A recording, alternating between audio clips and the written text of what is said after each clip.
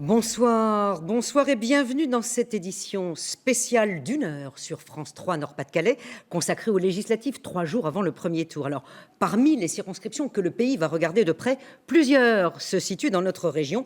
Nous vous proposons donc deux gros plans. Un débat avec les principaux candidats de la première circonscription du Nord, celle du Beffroi de Lille. Ce sera dans une demi-heure. Et puis, tout de suite, on part dans le bassin minier du Pas-de-Calais et on s'intéresse à la 11e circonscription, celle d'Hénin-Carvin, dont voici quelques données en images. Elles ont été rassemblées par Céline Rousseau. Elle sera certainement l'une des circonscriptions les plus scrutées de France, la 11e du Pas-de-Calais. Celle d'Hénin-Beaumont, mais aussi de Carvin, Courrières, Libercourt. En tout, 132 000 habitants. Ici, Marine Le Pen espère bien récolter les fruits de sa campagne présidentielle. Le 7 mai dernier, au soir du premier tour, elle arrivait facilement en tête avec plus de 41% des voix. Mais pour cette législative, ils ne seront pas moins de 12 à vouloir écrire le scénario autrement. Philippe Kemel, d'abord élu il y a 5 ans avec 118 voix d'avance sur la candidate du FN, même si son parti socialiste est en grande difficulté sur le territoire.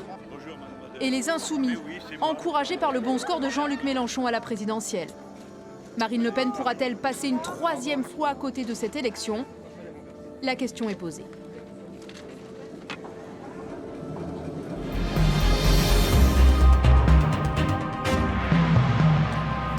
Et maintenant, place au débat avec Philippe Kemel, candidat PS, député sortant. Bonjour. Marine Le Pen, candidate FN. Bonjour. Alexandrine Pintus, la candidate LR-UDI. Bonjour. Anne Roquet, la candidate de La République En Marche. Bonjour. Hervé Poly, pour le PC et le Front de Gauche. Bonjour. Et Marine Tondelier, pour Europe Écologie Les Verts. Alors, par ailleurs, bonjour, deux forces politiques avaient soutenu le même candidat à la présidentielle, Jean-Luc Mélenchon, à savoir la France Insoumise et le Parti communiste. Eh bien, les deux seront présents dans cette émission d'une heure, chacun à tour de rôle.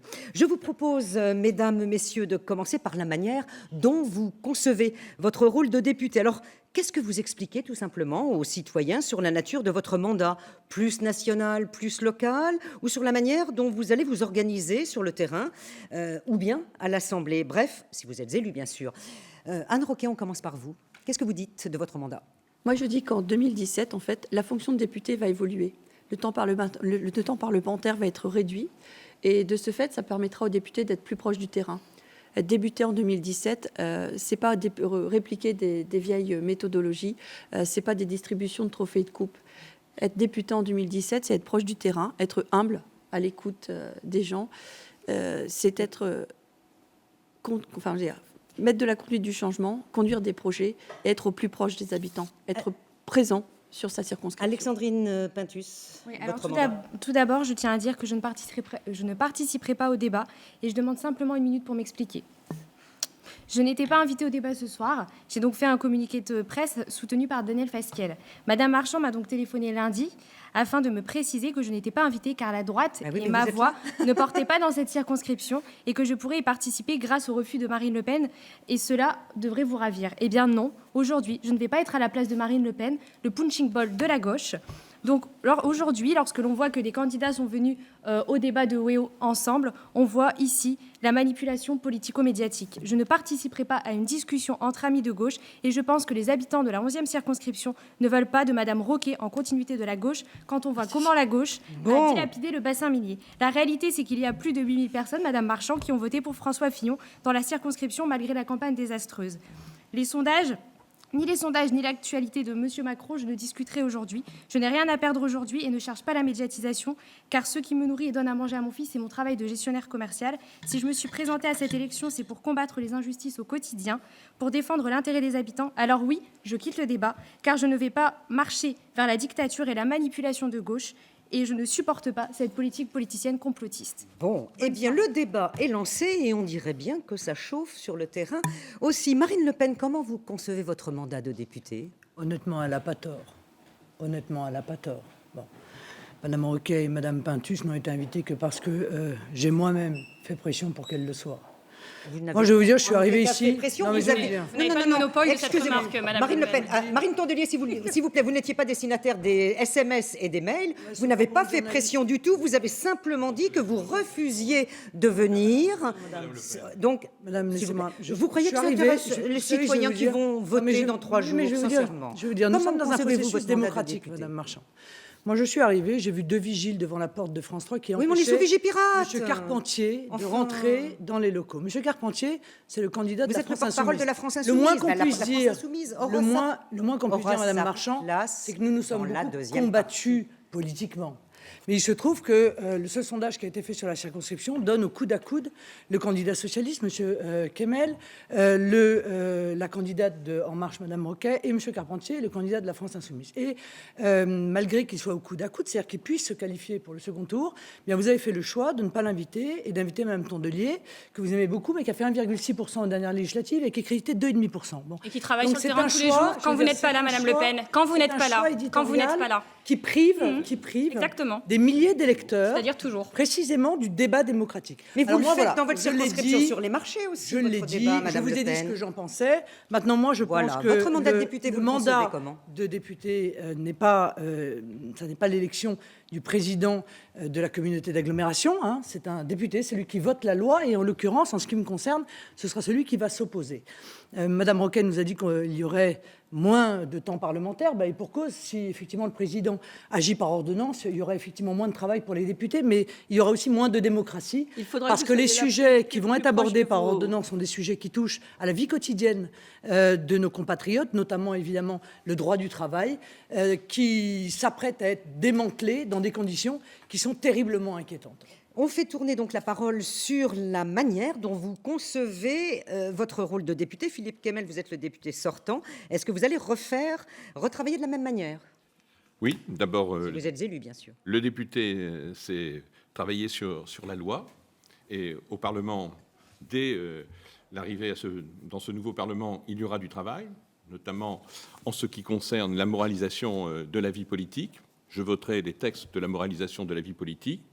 En ce qui concerne l'évolution du droit du travail, j'ai beaucoup d'inquiétudes. On va y revenir. Hein, voilà. Et je dirais simplement, ensuite, il y a la seconde partie, c'est d'être attentif au territoire et de porter les projets du territoire auprès des ministères pour qu'ils soient bien défendus. Hervé Poly, entre le local et le national, vous vous organiseriez comment? Oui, d'abord, je voudrais dire que je regrette les incidents avec la France Insoumise et puis qu'il n'ait pas été invité, que le PC n'ait pas été invité dans l'autre circonscription. Voilà, bon, mais pour ce qui est du rôle de député, je crois que c'est un double aspect pour moi. C'est d'abord un rôle national, c'est-à-dire porter la voix des travailleurs à l'Assemblée nationale et envoyer des gens venus de terrain et des quartiers populaires, et en même temps, un rôle de défense du territoire, de propositions concrètes pour faire en sorte que le bassin minier qui souffre du chômage, de la précarité, soit défendu à Paris. Marine Tondelier? Je vais vous dire 3 choses. La première, c'est que j'entends la larmichette de Madame Le Pen versée sur la non-invitation de Jean-Pierre Carpentier, qu'on regrette tous. Mais si elle était si attachée que ça au débat démocratique, on l'aurait vu à Ouéo il y a une semaine où on a eu 1 heure pour débattre des enjeux du territoire. Vous ne m'étiez pas là parce que vous ne les maîtrisez pas. Et donc, c'est bien de venir pleurer ici. Mais un autre débat a eu c'est lieu. pour ça que je suis là d'ailleurs. Ce que je voulais vous dire, c'est que les députés écologistes ont fait partie dans le mandat précédent des plus assidus, aussi bien dans le travail parlementaire que sur leur territoire, contrairement aux sénateurs, par exemple Front National, qui pendant le débat sur la loi travail sont intervenus 0 minute sur tout le débat. Donc je veux bien qu'on explique que vous alliez défendre tout ça, mais encore faut-il être présent. Vous êtes dans les plus mal classés au Parlement européen pour votre travail parlementaire. Et donc, si nous voulons, comme je le souhaite, constituer pendant ce mandat un bouclier social, un bouclier environnemental face à la politique d'Emmanuel Macron, oui, il faudra des députés présents là-bas et des députés présents ici pour qu'on puisse avoir des parlementaires qui protègent la population, qui les écoutent et qui soient à leur côté. Et ça veut dire habiter ici, Madame Le Pen. Brièvement. Juste sur les 10 premiers députés européens français, il y a 7 députés c'est du pas Front vous. National. Je Sur les pense 10 que premiers, c'est-à-dire les 10 plus présents. Et c'est pas les cumulards, c'est-à-dire c'est ni vous, ni Monsieur Briouat. Oui. 7 députés du Front National. Vous voyez, C'est ceux qui n'ont pas les emplois fictifs, Brièvement. ceux qui sont à plein temps. Brièvement, Vous n'êtes pas Monsieur Kemel, une problématique très nette de cette circonscription. Vous avez, Hervé Poly, regretté l'absence de la France Insoumise, mais sur le terrain, vous n'avez pas été fichu de vous mettre d'accord entre vous. Oui, il y a une division, vous la connaissez effectivement, mais bon, moi je la regrette. C'est nationalement qu'on n'a pas réussi à s'entendre, y compris départementalement, parce que j'avais fait la proposition de rassemblement de la France insoumise avec le Parti communiste dans l'ensemble du bassin minier, parce que je crois qu'il ne peut y avoir qu'un député FN, et je pense qu'on peut encore le battre, puisque Marine Le Pen est obligée de venir débattre aujourd'hui pour défendre la possibilité d'être élue, mais elle n'est pas encore élue, et je pense que dans les autres circonscriptions du bassin minier, nous allons battre le Front National, et j'ai bon espoir qu'on batte Marine Le Pen. Ça sera un autre message envoyé à l'ensemble des citoyens. On se donnera rendez-vous à la soirée électorale. Alors, vous l'avez évoqué les uns les autres, avec un taux de chômage moyen aux alentours de 16% dans le bassin minier, et même avec des pointes jusqu'à 40% dans certains secteurs urbains. En tous les cas, pour les jeunes de 16-25 ans, l'emploi est la priorité. On le sait, Emmanuel Macron commence son quinquennat par la mise à plat du Code du travail au moyen des ordonnances. Hier, le Premier ministre a tenté de déminer la petite bombe qui avait été lancée dans le quotidien Aujourd'hui en France de lundi. Le journal dévoilait un pré-projet de loi qui allait beaucoup plus loin dans la flexibilité en faveur des entreprises que ne le prévoyait le programme Macron. Qu'est-ce que vous dites aux citoyens pendant cette campagne sur ce credo assumé et de nos gouvernants et du MEDEF qui est le suivant: en facilitant les licenciements, on va créer de l'emploi? On commence par vous, Marine Tondelier. Il y a surtout une grosse hypocrisie de ce nouveau gouvernement qui communique sur une version édulcorée du projet de loi, et on apprend dans la presse, hier encore dans Libération, dans les fuites, qu'en fait c'est beaucoup plus grave ce qui se prépare en réalité que ce sur quoi on veut bien communiquer, normal en période électorale. On se rend compte que Emmanuel Macron va de manière non démocratique, puisque ça ne passera pas par le Parlement. Il veut habiliter des ordonnances pendant 1 an, donc ça veut dire qu'il n'y aura plus après de prise des parlementaires sur ce travail-là, réformer le droit du travail d'une manière qui n'a jamais été faite auparavant. Et en fait, c'est plus en marche à la fin, c'est en marche forcée. Moi, ça m'inquiète énormément, et je souhaite que les parlementaires, les syndicats, les citoyens puissent se saisir de cette question en toute transparence, sans qu'on leur mente pendant les élections, parce que ça, c'est trop facile. Sur cette réforme les ordonnances, c'est un 49.3 aggravé. On sait où ça a mené Valls, c'est-à-dire à sa défaite. Et sur le Code du travail et sur la loi travail, une majorité de Français est toujours opposée à cette loi, je le crois fortement. Et c'est une aggravation parce qu'un Code du travail par entreprise, c'est-à-dire c'est mettre les salariés sous pression absolue. Et c'est surtout faire en sorte qu'on fasse pression sur les salaires et sur les conditions de travail qui sont de plus en plus déplorables pour des milliers de travailleurs. Donc, Philippe Kemel, Libération de ce matin dit qu'en fait, il y a plein de choses sous le tapis encore. Une proposition dans cette loi, le référendum organisé par le dirigeant d'entreprise. Cela, c'est la porte ouverte au démantèlement complet du droit du travail. Et pour une région, on est la région des conquêtes sociales. C'est ici qu'on a fait la semaine des 39 heures. C'est ici qu'on a fait la sécurité sociale. C'est ici qu'on a fait tous les progrès sociaux. Nous sommes, nous, les premiers défenseurs pour que ce droit du travail ne soit pas démantelé. Ça doit être véritablement les syndicats, dans un partenariat, qui doivent constituer justement ce droit du travail. Marine Le Pen, vous pensez qu'il y a encore des choses sous le tapis qui vont sortir? Mais il y a quand même une forme d'hypocrisie, parce que quand même tous ceux qui sont sur le plateau ont appelé à voter pour Emmanuel Macron. Or, Emmanuel Macron, il l'avait dit avant l'élection. Et Mme Roquet, d'ailleurs, m'appuie de la tête, qu'il changerait le Code du travail par ordonnance. Donc vous le saviez. Donc vous avez voté un blanc-seing à Emmanuel Macron, sachant pertinemment quelle était la philosophie qui était la sienne, qui est une philosophie ultralibérale, que moi je combats totalement. C'est un peu la même hypocrisie que quand on vient expliquer aux habitants que les travailleurs détachés c'est terrible, et qu'en même temps on renforce l'Union européenne à chaque fois qu'on a la possibilité de le faire. Bon, moi je suis cohérente dans mon combat. Je l'ai toujours dit, je l'ai toujours fait, et je pense que si les électeurs me font confiance, c'est précisément parce qu'ils m'ont vu combattre sur l'intégralité de ces dossiers. C'est-à-dire que, oui, bien sûr, M. Macron va supprimer le Code du travail. De fait, il va le supprimer, puisque chaque entreprise pourra décider du préavis, des conditions du licenciement, du niveau salarial, bien entendu. Et ce qui est pire que tout, c'est que cette décision par entreprise sera de valeur supérieure au Code du travail, et même sera supérieure au contrat de travail qui a été signé par le salarié lorsqu'il est entré dans l'entreprise. Vous avez fort à faire. Là, vous êtes un peu seul contre tous pour défendre cette réforme du Code du travail. Allez-y. Donc, comme le disait tout à fait Marine Le Pen, il n'y a pas de surprise. Emmanuel Macron avait été franc et avait dit qu'effectivement, il y aurait une réforme du Code du travail. On voit ce qu'ont donné les réformettes qui ont été mises en place depuis 20 ou 30 ans. On voit où en est le pays aujourd'hui et on voit où en est notre territoire. Donc, laissons Emmanuel Macron faire son travail. Mettons en place les réformes qu'il faut et arrêtons de crier au loup avant de savoir que pourquoi cette réforme? Pour créer de l'emploi, pour sécuriser le salarié et pour redonner de la croissance à ce pays. Sécuriser C'est le monde à l'envers. Oui, tout à fait, sécuriser le salarié. Bien se sentir sécurisé. Là. Pour moi qui ai voté M. Macron au second tour, il y a une surprise. Je ne pensais pas que M. Macron, que j'ai entendu par ailleurs dans l'hémicycle à certains moments, irait aussi loin dans sa libéralisation de l'économie. On la laisse répondre? Il est en train de découper vraiment le droit du travail et les salariés vont être mis en difficulté Anne dans un Roquet, rapport de qu'est-ce que vous force répondez? qu'on n'aura jamais connu depuis plus de 40 ans. En fait, il va y avoir une simplification au niveau de l'entreprise. Il va y avoir un pragmatisme de terrain qui va se mettre en place. Parce que quand on voit aujourd'hui le peu de représentativité des syndicats... C'est bien justement la question. Il faut renforcer, permettre que les syndicats Mais bien sûr, mais c'est ce qui va être mis en place, Monsieur Kemel. Il y a de nouveaux syndicats qui vont... L'assurance chômage, madame, et qu'on supprime le paritarisme dans l'assurance chômage, on va à l'encontre de la représentation plus importante des syndicats dans l'entreprise. C'est justement le contraire de ce que vous entreprenez. Pas du tout, Monsieur Kemel. Les syndicats d'aujourd'hui ont fait leur temps. Il y a des nouveaux syndicats qui vont arriver. On va arrêter là votre dialogue. On était sur l'emploi globalement. Les collectivités locales vont abonder une promesse faite en mars dernier dans le bassin minier à Ouagny par le gouvernement, c'était M. Cazeneuve à l'époque, une promesse d'abonder, de mettre sur la table 100 millions en 10 ans pour la rénovation des cités minières, 23 000 maisons, ça pourrait générer 2 000 emplois. Comment le futur député que vous êtes, peut-être, va-t-il suivre ce dossier et s'assurer que la promesse sera tenue? Marine Le Pen.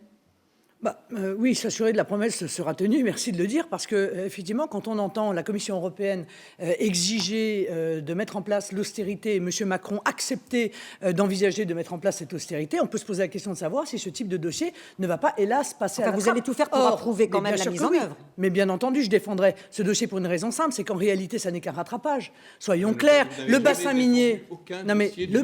Je n'étais pas à l'Assemblée nationale, Mais vous siégez au Parlement européen. Vous ne défendez pas les En même temps, on ne vous entend pas. Dossier au Parlement européen pour notre Philippe Kemel, circonscription. on laisse répondre Marine Jamais, Le Pen. Madame Le Mais, Pen. monsieur, Jamais. il n'y a pas de dossier spécifique au Parlement européen. Vous ne connaissez pas comment le Parlement européen fonctionne. Vous non plus, manifestement. En l'occurrence, On nous dit que vous n'y Laissez-la êtes pas, Madame répondre. Le Pen. Laissez-la répondre, s'il vous plaît. On a entendu des Allez-y, allez-y. c'est les seuls arguments que vous Allez-y. avez. Vous êtes incapable Marine de Le parler de Pen, politique. Comment allez-vous? C'est pour ça que vous sur allez ce perdre, dossier vous savez. Donc ça n'est qu'un rattrapage. En fait, la politique de la ville a servi à ce qu'on appelle le logement vertical pendant des années, et le logement minier a été totalement oublié. Donc on a l'impression qu'on nous fait un cadeau. En réalité, on ne nous fait pas de cadeau. Mais moi, je voudrais quand même dire une chose, c'est que je serais surtout particulièrement attentive à ce que ce soit des entreprises françaises qui fassent effectivement ces travaux, et que ce ne soient pas des travailleurs détachés qui soient embauchés. Parce que grâce au vote de tous ceux qui sont autour de cette table, qui ont renforcé l'Union européenne et qui ont défendu la directive détachement des travailleurs, aujourd'hui, les chômeurs de notre circonscription voient passer. On fait un tour de table, s'il vous plaît, on fait un tour de table sur cette question. Marine Tondelier, comment on s'assure que les 100 millions seront sur la table? Il y a 543 cités minières dans le bassin minier du Nord-Pas-de-Calais, ça représente 70 000 logements. Les habitants de ces logements sont de plus en plus précarisés, c'est-à-dire qu'on remplace des ayants droit du système minier par, dans un tiers des cas, quand il y a un renouvellement des locataires, par des gens qui sont au chômage. Et aujourd'hui, qu'est-ce qui pèse sur ces gens au chômage? Ce sont les charges, puisqu'on a des dépenses d'électricité qui explosent, puisqu'on a des passoires énergétiques. Donc moi, je veux surveiller que ces travaux seront des travaux qui permettront de leur faire des économies sur leur facture d'électricité, parce que c'est eux qui triment. Pour répondre à Mme Le Pen, sur Gardez pas la parole trop longtemps. Non, mais les travaux qui sont faits en Mairie des Nains, notamment pour la réparation de l'ascenseur, ont été faits par des travailleurs détachés. C'est faux, donc, madame, et vous le savez. Vous surveillez tellement bien les dossiers que... C'est faux, madame. On surveillera ça plus tard. Hervé Poly, comment on suit une ce annonce dossier? bien tardive, mais je crois qu'il ne faut pas faire la fine bouche. Tout ce qui peut permettre d'améliorer le quotidien des habitants du bassin minier qui souffrent de précarité, y compris de précarité énergétique, c'est un plus. Mais effectivement, il va falloir se battre, surveiller que les promesses soient réellement tenues, d'autant plus qu'effectivement, 50 milliards sont prévus de réduction de dépenses publiques, ce qui amène à être très inquiet pour l'avenir, justement, de la rénovation. Alors justement, donc il va falloir mener des combats en bas avec les populations et être présent sur le terrain. Anne Roquet, est-ce qu'Emmanuel Macron va tenir la promesse de Bernard Cazeneuve et de François Hollande? Tout à fait. Et qui plus est, pour assurer Madame Le Pen, des mesures sont déjà mises en place avec la CAPEB pour que ce soit des entreprises locales qui puissent avoir ces marchés et non plus des grosses entreprises. De plus, ce qu'il faut voir... C'est la préférence nationale, donc, alors de plus, il ne faut pas voir territorial, Madame Le Pen. Ah, c'est encore mieux. Ce qu'il ne faut pas, aujourd'hui, ce qu'il faut voir aussi, c'est qu'il faut avoir une vision plus globale. Je discutais avec Monsieur Soyer de Pas-de-Calais Habitat. Ces cités minières, classées à l'UNESCO, coûtent cher en rénovation. Mais il faut aussi y rajouter de la vie, y mettre des maisons médicalisées. Je discutais hier avec des parents du foyer du bord des eaux qui cherchent des logements pour leurs enfants handicapés. Y mettre également des foyers. Je dirais qu'on retrouve une mixité, une inclusion et que chacun veille sur les uns sur les autres. Comment vous allez faire ça avec 120 000 fonctionnaires de moins? Avec bienveillance, comme c'était autrefois dans nos cités minières et dans les corons quand j'ai joué gamine. Comment vous allez faire avec 120 000 fonctionnaires de moins annoncés par M. Macron, Mme Roquet? Vous pouvez lui répondre en 10 secondes. Regardez le programme, Madame Le Pen. Je pense que... Regardez le programme, vous a-t-elle dit. Philippe Kemel, vous concluez C'est quoi? sur... C'est pas une réponse, regardez le programme. Là, on ne peut pas s'étendre plus longtemps que ça. Philippe Kemel n'a pas donné son avis sur comment il allait suivre et s'assurer que les 100 millions seraient bien sur la Ce table. plan, c'est 12 000 logements, 1 milliard d'euros, 400 millions doivent être apportés par l'État et dont 150 par la Caisse des dépôts et consignations. Je suivrai ce dossier dans les détails pour qu'effectivement toutes les opérations de financement se fassent et qu'au niveau du ministère du Logement, l'ensemble des moyens et des entreprises puissent être choisis pour qu'il n'y ait pas justement les travailleurs détachés. Alors, un sujet d'actualité, puisque c'est par ça pratiquement que le président de la République commence. Il s'est engagé à faire voter en priorité une loi pour moraliser la vie publique, notamment après l'affaire Fillon, mais entre-temps, le cas Richard Ferrand lui revient en boomerang. Le garde des Sceaux, François Bayrou, a annoncé le programme. En gros, 2 lois plus une révision constitutionnelle pour, je cite, redonner confiance dans la vie démocratique. Les nouvelles mesures vont concerner les ministres, les présidents, les parlementaires. Pour les parlementaires, par exemple, on supprimerait la réserve de 130 000 € à distribuer chaque année. On interdirait l'embauche d'un membre de sa famille. On obligerait à justifier toutes les dépenses d'indemnité, de l'indemnité de représentation, et on interdirait plus de 3 mandats dans le temps. Certains disent que ça va trop loin, d'autres que ça va pas assez loin, par exemple, sur le rôle des lobbies. Qu'en dites-vous, Anne Roquet? Je dis enfin une loi de moralisation. Il a fallu attendre quand même longtemps et l'arrivée de M. Macron pour mettre cette loi en place. Moi, j'entends sur les marchés des gens qui sont effectivement surpris des privilèges qui sont accordés aux hommes politiques, aux anciens présidents de la République. Je leur dis, aujourd'hui, c'est la fin. Et je ne vois pas pourquoi, quand vous êtes en entreprise, vous devez justifier de frais et pourquoi ce ne serait pas le cas quand vous êtes au plus haut de la nation. Marine Le Pen, ça va dans le bon sens? Vous êtes d'accord? Oui, moi je trouve que ça va dans le bon sens, ça va même pas assez loin, parce que je pense qu'il n'y a rien sur le pantouflage et il aurait fallu effectivement qu'il y ait quelque chose. Je pense que les propositions sur le conflit d'intérêts sont quand même relativement légères. Ça va dans le bon sens sur le financement des partis politiques et notamment sur l'existence d'une banque de la démocratie pour que les banques privées ne soient pas celles qui décident qui peut être candidat et qui ne peut pas être candidat. Il y a encore, à mon avis, beaucoup de travail d'amendement à faire et nous ferons évidemment, avec les élus Front National, ce travail d'amendement pour améliorer encore cette loi sur la moralisation. Mais si je puis me permettre, la première démoralisation, c'est d'abord que tous les Français soient représentés. Or, je pense qu'il aurait fallu inclure la proportionnelle, ce qui pour l'instant n'est pas le cas. On nous dit dans 5 ans, ça viendra peut-être, parce que c'est dans le programme de Macron. Ça fait tellement de fois qu'on nous dit Marine Le dans Pen. 5 ans, vous admettrez avec moi qu'on a des raisons quand même de douter. Juste, si vous êtes élu, vous irez au rendez-vous que la justice va vous donner? Évidemment, je l'ai fait. Y compris par rapport à votre micro-parti qui pourrait disparaître. Pardon, Madame Marchand, mais je l'ai fait au régional, souvenez-vous. Après les régionales, je suis allée, on m'a fait le même débat, sur ce même plateau d'ailleurs. Et puis j'ai eu un non-lieu, vous voyez? Bon. Vous y allez quand ça vous arrange, quoi. Non, j'irai après la séquence Philippe Kemel électorale, Madame Tondelier. On ira aussi. Philippe Kemel, Vous irez aussi d'ailleurs. Je voterai Vous irez aussi, Madame Tondelier, parce que vous êtes vous-même assistante parlementaire et vous avez des responsabilités dans votre parti politique. C'est exactement ce qu'on reproche à nos assistants. Donc vous serez Eh bien voilà, les deux Marines se retrouveront au tribunal. Aucune comparaison à voir avec vos emplois. Si, c'est pareil, exactement pareil. Alors là, pas du tout. On verra ce que... Très bien, vous serez poursuivi en Nous verrons ce que dira la justice dans les deux cas. Philippe, s'il vous plaît. Non, mais Philippe Kemel, s'il vous plaît. graves qui sont portées sur Nous verrons ce que dit C'est la vérité, Madame Tondelier. Nous verrons ce que dira la justice dans les deux cas et nous le suivrons Ah bah oui, attentivement. mais ça, Philippe Kemel, est-ce que ça va dans le bon sens, vous qui êtes député sortant et qui serez touché dans vos habitudes de député si vous êtes élu? Je serai nullement touché, d'abord. Ah bah si, parce qu'il faudra réduire le mandat. On n'en est pas à la première loi de moralisation, et ce sera une nouvelle loi de moralisation que je voterai. Et je voterai notamment la séparation de l'ordonnateur et du payeur. Madame Le Pen, votre parti, Jeanne, devra effectivement être transparent, ce qui n'est pas jusqu'à présent. Il est surveillé par la Commission nationale des comptes de campagne, par des commissaires aux comptes. Il est bien en collimateur. Là encore, vous ne connaissez pas le fonctionnement non plus, ni la surveillance qui est effectuée sur les partis politiques. On va laisser Hervé Poly répondre sur la moralisation de la vie publique. De la vie politique à Non, propos de Jeanne. Elle n'a absolument aucune responsabilité, monsieur, ni aucun pouvoir dans la surveillance des partis politiques. Hervé Poly. Vous connaissez mal vos... Hervé Poly. Moi, je suis tout à fait pour la moralisation de la vie politique. Y compris pour les mesures de restriction telles qu'elles sont annoncées. Sur l'enveloppe budgétaire, je suis très sceptique parce qu'il y a déjà un contrôle. Mais pour le reste, moi, je crois que sur le député, il faut un contrôle du patrimoine au départ. Pas simplement une déclaration sur l'honneur, mais un contrôle effectif par les services fiscaux au début de mandat et à la fin de mandat pour bien voir s'il y a enrichissement ou pas personnel, etc. Et puis après, moi, je crois qu'il faut éviter le cumul des mandats, bien évidemment. Et je crois qu'il faut une 6e République pour faire en sorte que, oui, il faut de la proportionnelle. Il faut qu'il y ait plus de travailleurs, de salariés qui puissent être représentés à l'Assemblée nationale. Et malheureusement, il n'y a pas de statut d'élu.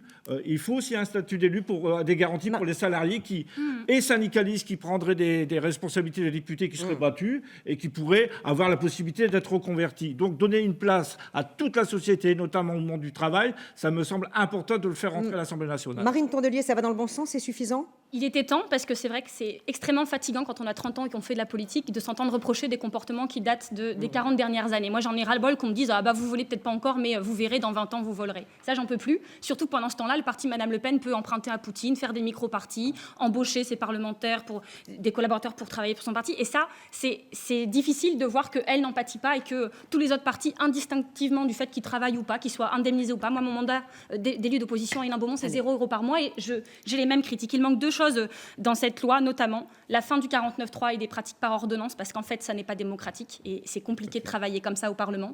Et puis, effectivement, tous les liens avec les lobbies. Il y a un problème de conflit d'intérêts quand même dont on parle très peu. Et la transparence dans les marchés publics, ce serait bien aussi, Madame Tondelier. Voilà. Ah bah oui, Tout le monde ne peut qu'être d'accord, Marine Le Pen. J'ai jamais passé de marché public. S'il vous plaît, une toute petite question pour Anne Roquet.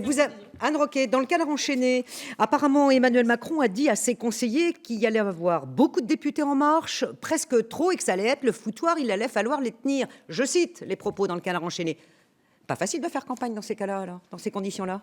Je suis surprise des propos qui soient... Texto. Non, mais je ne remets pas du tout en cause. Je suis surprise Vous devriez, parce que dans le Canard, c'est ouvert. Voilà, je suis surprise de ces propos. Je veux dire qu'on est soutenu au quotidien, j'irai par le QG, et que j'irai tous les candidats de la République en marche, voilà, avec beaucoup d'énergie, nous faisons campagne pour effectivement apporter une majorité parlementaire. On arrive à la fin déjà de l'émission, ça passe vite. Vous avez donc un petit moment de 30 petites secondes chacun pour votre conclusion. Alors, je vais reprendre mon ordre alphabétique du début. 30 secondes pour conclure. Pourquoi faut-il voter pour vous, pour que vous soyez le député Philippe Kemel ? J'invite l'ensemble de la population à me permettre de continuer le travail qui a été accompli pendant ces 5 années, où sur le territoire, cela a été rappelé par le plan Cazeneuve, il y a beaucoup à faire.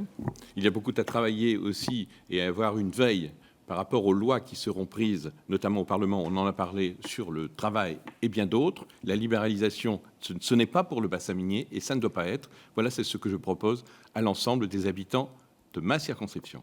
Marine Le Pen. Ils ne veulent pas vraiment être élus, ils veulent que je ne le sois pas, en fait, d'après ce que j'ai pu comprendre du débat. On veut les deux.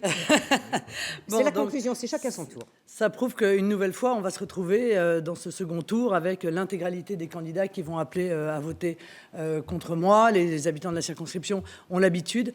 Mais ils savent que je suis à leur côté depuis plus de 10 ans maintenant. J'ai été conseillère municipale d'opposition, moi aussi. Et je me suis battue avec Steve Briouat pour faire emprisonner M. d'Allongeville, qui avait commis des exactions. Je me suis battue pour eux au niveau national contre la concurrence internationale déloyale, contre l'immigration massive qui recommence. Et il n'y a qu'à regarder ce qui se passe à Calais. Les migrants reviennent avec la violence qui s'étend. pour les protéger des politiques ultralibérales telles que celles que M. Macron va mettre en œuvre. Et moi, je viens dire aux électeurs, votez utile. Voilà, dès le premier tour, votez utile, votez pour la seule véritable opposition à Emmanuel Macron. Merci. Oui, Hervé Poly. donc moi, je continuerai le combat des parlementaires communistes qui, 100% des parlementaires ont voté contre la loi travail, et je crois que la loi travail qui arrive est une loi qui va aggraver la situation.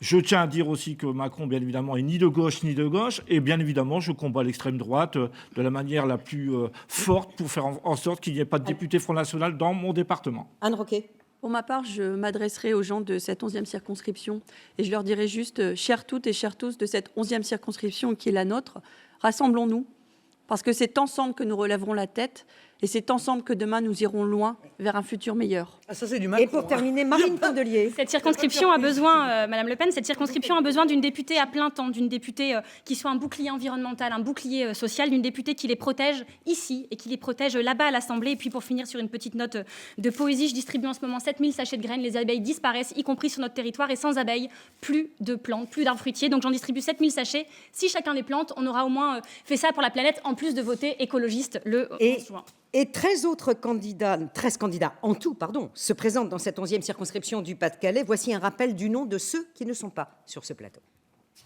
Les autres candidats dans la 11e circonscription du Pas-de-Calais sont Aude Le Sage, Flore Lataste, Betty Leclerc, Vincent Caflers, Rachid Ferratia, Jacques Nikonov, Jean-Pierre Carpentier.